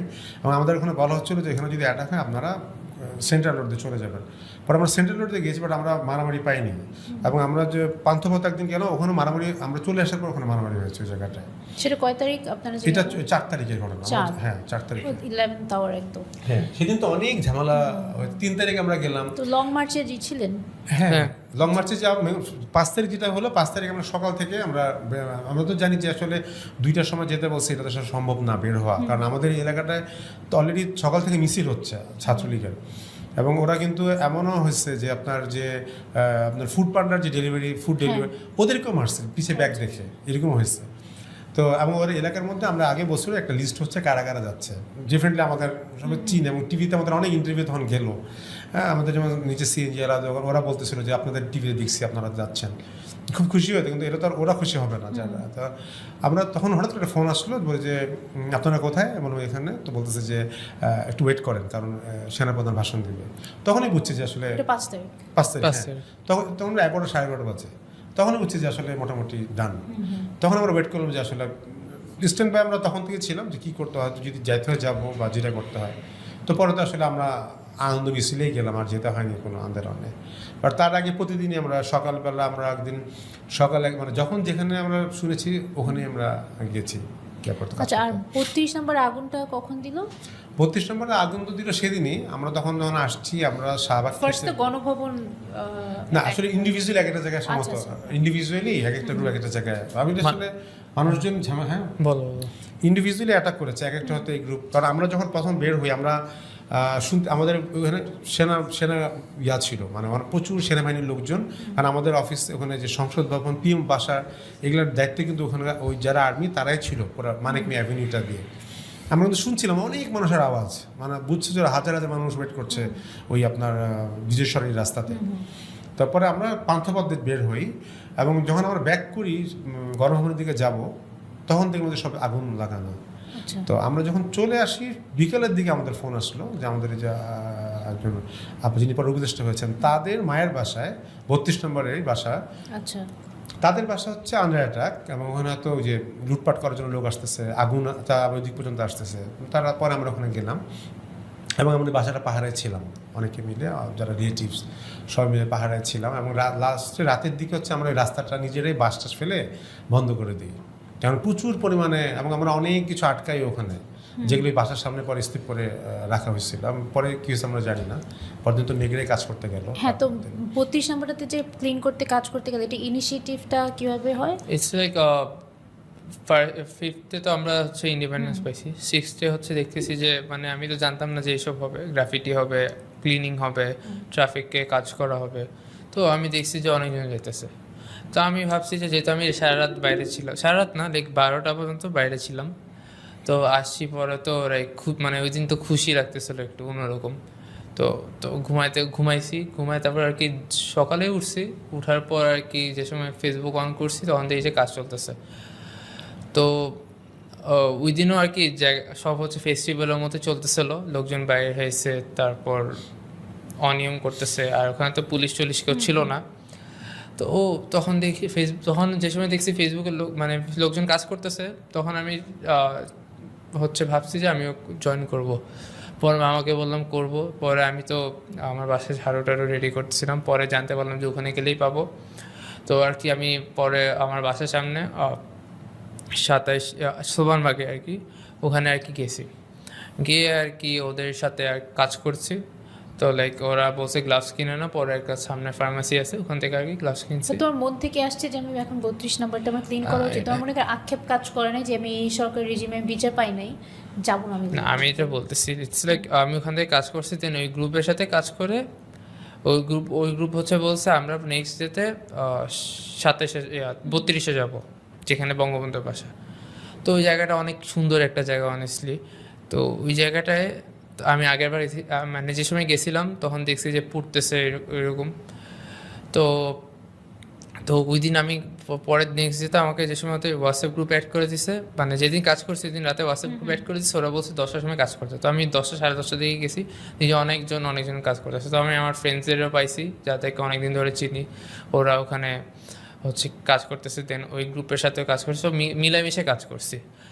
দেন দেন হচ্ছে ওখানে আর কি ফার্স্টে রোডের কাজ করছি, রোড ক্লিনিং। দেন মানে অনেক কিছু পড়ছে, তো লাইক স্পেশালি প্লাস্টিকগুলো পড়ছে ওখান থেকে, লাইক হচ্ছে অনেক ময়লা জমছে, লাইক হচ্ছে ড্রেনেজ আটকানো ছিল।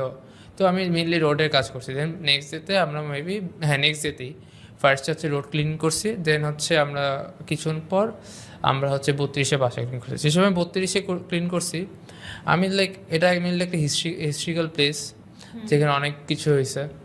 তো বঙ্গবন্ধু মারা গেছে আমরা সবাই জানি। তো ওই বাসাটা হচ্ছে যেহেতু হিস্ট্রিক্যাল প্লেস, এই কারণে আর কি আমার ক্লিন করা। আর হচ্ছে অনেক কিছু পাবো দেখে ওইটা মানে যদি কিছু পাই আর কি। আর হচ্ছে পুড়ছে, তো আবার একাই ছিল যে কোনো পুরা বাসা বা মানে বলতে তুমি আউট অফ রেসপেক্ট জাস্ট মনে করছো? আসলে রেসপেক্টের কিছু না, আমি মাথায় আমার ছিলই না যে আমি করতে মানে এইসব রেসপেক্টের কিছু। আমি জাস্ট হচ্ছে ক্লিনিং হচ্ছে আমি চাইছি যে লাইক আমার ক্লিনিং করতেও ভালো লাগে। লাইক আমি লাইক রাত 3টার সময় রাত 3টার সময় আমি ফোনের মধ্যে রিলস দেখি ক্লিনিং করতেছে। আচ্ছা, এগুলো কেন জানি ভালো লাগে, তো নিজের কাছে স্যাটিসফাইং লাগে। তো ওইখান থেকে আর কি আমি করছি। আমি জানতামও না যে পরের দিন আমি ওনার বাসায় কাজ করব। দেন হচ্ছে আমি হচ্ছে ক্লিন করছি। দেন আমার ফ্রেন্ড আমি হচ্ছে আমার ফ্রেন্ডদেরকে জানাইছি যে আমি ক্লিন করতেছি, তোমরা চাইলে আইসো। দেন আমি হচ্ছে সবাই মিলে আমরা ক্লিন করে এলাকার মানে ওই স্পেসটা যেন লোকজন নেক্সট টাইম থেকে ভালো মতো কাজ করতে পারে, লাইক মানে চলাফেরা করতে পারে, ওই ব্যবস্থাটা আমরা করে দিয়ে গেছি। ভিতরের অবস্থা কি এখন? কিছু আছে বাকি না সব আমরা তো শেষ? অনেক ছবি তারপরে মেমোরিজ না, এটা নেই। কিচ্ছু নাই? কিচ্ছু নাই। পুরো কালো পুরা সব শেষ। কিছু ছিল যেগুলো আবার ওই যে আমাদের এটা অনেকে রিস্টোর কি আর করা যাবে? আমরা কি করছি, আমরা হচ্ছে কালেক্ট করে হচ্ছে আমরা অনেক কিছু পাইছি। ধরেন যে একটা ছবি পাইছি অনেক বড়, লোকজন অনেক কিছু নিয়ে গিয়ে আবার রেখে দিছে। তো সরি ফিফথে যে সময় চুরি হইতেছে অনেক লাইক লাখ কোটি টাকার জিনিসও চুরি হয়েছে আমরা দেখছি। তাহলে চুরি হইতেছিল অনেকগুলো থামাইতে পারছি, এবার সবগুলো তো আর থামানো সম্ভব না। মেইনলি হচ্ছে যে যা পাইছে ওইটাই চুরি করছে। কেন হচ্ছে মানে মেইনলি হচ্ছে যারা একটু গরিব টাইপের ওরা আর কি চুরি করছে। তো ওরা চুরি করছে। দেন হচ্ছে অনেকজন অনেক স্টপ করতে পারছে আর অনেকগুলো পারে নাই। তো অনেকজন দৌড়াইতে গেছে, তো ওদেরকে হচ্ছে না চাইতে হচ্ছে মারা লাগছে। তো এটা আমিও মারছি, লাইক এটা কেউ চায় নাই, মানে কে কাকে হার্ম করতে চায়। তো আর কি ওদের বাধ্য হয়েছে, পারছে। পরে ওখান থেকে আমরা থামাইতে পারছি। দেন 32-এ অনেক কিছু 32-এ যে সময় ক্লিন করতেছিলাম, ক্লিন করার সময় অনেক কিছু পাইছি। ধরেন যে আমরা ক্লিন করতে করতে একজন আসে আপু, একটু আমাদের সাথে আমাদের রুমে হচ্ছে মানে বিভিন্ন রুমে বিভিন্ন একটা গ্রুপ কাজ করতেছিল। ধরেন আমাদের রুমে একটা আপু ছিল, ওই আপু আর কি আপুকে একজন ভাইয়া আসে বলেছে ভাই আপু একটু লেটারটা পড়েন তো। পরে আর কি একটা পাইছে, ওখানে ছিল ডিয়ার ডার্লিং রিহানা। পরে মানে রিহানাকে নিয়ে শেখ রিহানাকে নিয়ে হচ্ছে লাভ লেটার ছিল বা এরকম কিছু। তো ওই অনেক মানে তখনকার হ্যান্ড রাইটিং অনেক কার্সিভ বাংলা ছিল। তো আপু ঠিক মতো পড়তে পারে নাই, আমরা তো আরও পড়তে পারতেছিলাম না। তো যতটুক পারছে পড়ছে। পরে আর কি তারপর শাড়িও পাইছি, শাড়ির লাইক পার্ট পাইছি আমরা। সব পুরে যা বাকি ছিল না আর কি, পুরাও পাইছি, আবার একটা রুম পুরাও পাইছি। পরে হচ্ছে সুন্দরও পাইছি, লাইক সব রুমে তো পুড়ছে, বাট কয়েকটাতে হচ্ছে 1% হলেও কম পুড়ছে। তো ওই যে রুমে হচ্ছে কম পড়ছে ওই রুমে হচ্ছে মেনলি অনেক কিছু পাইছে। আলনা ছিল, আলনা পুরো ক্লিন ছিল। তো বলতে গেলে অনেক কিছুই আমরাও পাইছি। দেন আগে আর কি অনেক মানে একটা হিডেন রুম ছিল। এক মিনিট, হিডেন রুমের কথা বলবো এরকম দেখছো না, তাহলে বলবো না। লোকজন পাইছে যে মানুষ তুমি বলবো না। আচ্ছা তুমি না পেলে বলবা না। আচ্ছা হ্যাঁ। তো আমার ফ্রেন্ডরা হচ্ছে অনেক যে রুমে কাজ করছে ওই রুমে কাঁচা জিনিসও পাইছে। তো সবাই আমরা একসাথে আর কি অনেক কিছু স্টোর করে আমরা যে মানে এগুলো তো মেনলি ইম্পর্টেন্ট জিনিস কি মানে লাগবে। তো আমরা ওইগুলো কালেক্ট করে আমরা আর্মিকে সেন্ড করে ওগুলো দিয়েছি। কিছু আর আছে বঙ্গবন্ধুর কোনো ডায়েরি? আমরা তখন কিছু পাইনি। যেগুলো কিছু ছিল আপনার ওখানে অনেক ধরনের কাগজ যেগুলো ছিল ওখানে একজন কালেক্ট করছিল, ওগুলো হচ্ছে সম্ভবত যে আপনার যে আর্কাইভ আছে বাংলাদেশের ওইটা ওখানে জমা দেওয়ার কথা ওনাদের। তো বেসিক্যালি এখন একটা বিল্ডিং ছাড়া ভিতরে না আর কিছু নাই, ভিতরে কিছু নাই, ভিতরে কিছু নাই, কারণ উপরের অংশ ছাড়া নিচেরটা পুরাটাই আসলে নিচের পুরা যতগুলো বিল্ডিং সবগুলোই পুড়ে গেছে। মানে আশেপাশের সব মানে আশেপাশে বিল্ডিং তো পুড়েছে, ওই কম্পাউন্ডের মধ্যে যে কটা বিল্ডিং ছিল 32 নম্বরে সবগুলোই পুড়ে গেছে, এবং আশেপাশের দু একটা বিল্ডিংও তো আসলে সান্তুরের বিল্ডিংটা ওই সামনের দিকে ওগুলো সব পুড়ে গেছে। আচ্ছা। এবং অবশ্যই ওই সময়টা যদি আমরা ট্যাকেল না করতাম তাহলে হয়তো পুরো এই জায়গাটা পুরোটাই পুরানো হয়তো বা লুটপাট হতো। বুঝতে পারছি। আচ্ছা, একটা কোয়েশ্চেন যেটা মানুষ হয়তো অনেক গুজবের মধ্যে একটা পার্ট, আমি প্রিটি শিওর এটাও ভুলি, সেটা হচ্ছে যে তুমি সকালে যে আঙ্কেলগুলোকে দেখেছিলে ওদেরকে তুমি আগে তো কখনো দেখো নাই, রাইট? না, হ্যাঁ, মানে এটাও শুনতাম যে ওনাকে আগে দেখছে, চিনতো। না আসলে আঙ্কেলের কথাটা আসছে কোথা থেকে, যে কোনো ছোট মানুষ আঙ্কেলই ডাকে। আমাকে দেখলে তো ধরেন যে কোনো বড় আম্মা, ধরেন আপনার ছেলে যদি ছোটবেলা আমাকে দেখে হ্যাঁ। হয় মামা বা আঙ্কেল ডাকবে, এটা খুব সিম্পল নর্মাল ব্যাপার। তো ওইটাকেই আমার ধরেন কোনো প্রকার আসলে বাস বিচার না করে একটা কিছু পেয়ে গেছি লিখে ফেলি, এই হ্যাঁ, ধরনের বুঝতে লেখা। পারছি। না, এটা আমি নিজেও মনে মনে ভাবতাম যে ও কি তাদেরকে আগে কখনো দেখে কিনা, বাট আজকে প্রথম শুনে আমি নিজে একটু আর পরিচিত কেউ আসলে খুন করতে আসলে সে তো খুবই স্বাভাবিক, মানে আপনি দেখেন জিনিসটা যদি এমন হতো যে আমরা দরজা খোলা অবস্থায় পাইছি, বের হয়ে গেছে যেভাবে, তার মানে তারা অনেক প্ল্যান করে আসছে, সেই লোক তো তার কাছে আসলে ওই চেহারা দেখাতে আসবে না। প্রফেশনাল যে হতে পারে, যেভাবে ঢোকা বের হওয়া প্রফেশনাল কেউ তাই না? ডেফিনেটলি দেখবেন একজন খুনের হয়তো পিছিয়ে অনেকে professionally, থাকতে পারে, হ্যাঁ, এবং খুবই ওয়েল But ট্রেন্ড কেউ, একজন যে হাত চালায় সে বোধহয় প্রফেশনালি ছিল। খুবই ওয়েল ট্রেন্ড কেউ এখানে আসছে, এটা মনে অবশ্য। থ্যাংক ইউ সো মাচ মেঘ, থ্যাংক ইউ সো মাচ ভাইয়া। আমাদের পডকাস্ট আজকে এখানেই শেষ। আর অনেক ভিতরের সব কিছু জানতে পেরে খুবই ভালো লাগলো। আর আমার ছোট থেকেই সবসময় ইচ্ছা করতো যে আমি দেখি ও কী অবস্থা, ও কেমন আছে। আর আজকে সত্যিই খুব ভালো লাগছে। আর আবারও বললাম ভাই বাবা, খুবই sorry for what you had to go through, and আশা করি তুমি আরও অনেক বড় হও, তোমার সব ড্রিমস সত্যি হয়। এবং ভাই আপনিও একটা খুবই ভালো মামা, মাশাল্লাহ, আপনিও অনেক বড় হন। এবং বিচার আমি জানি না, আশা করি বিচার হবে, খুবই শীঘ্রই হবে। আর না হলেও আল্লাহর ঘরে তো বিচার হবেই, তাই না? এটা তো ইনশাল্লাহ হবে। দোয়া করবেন, অবশ্যই দোয়া করবো।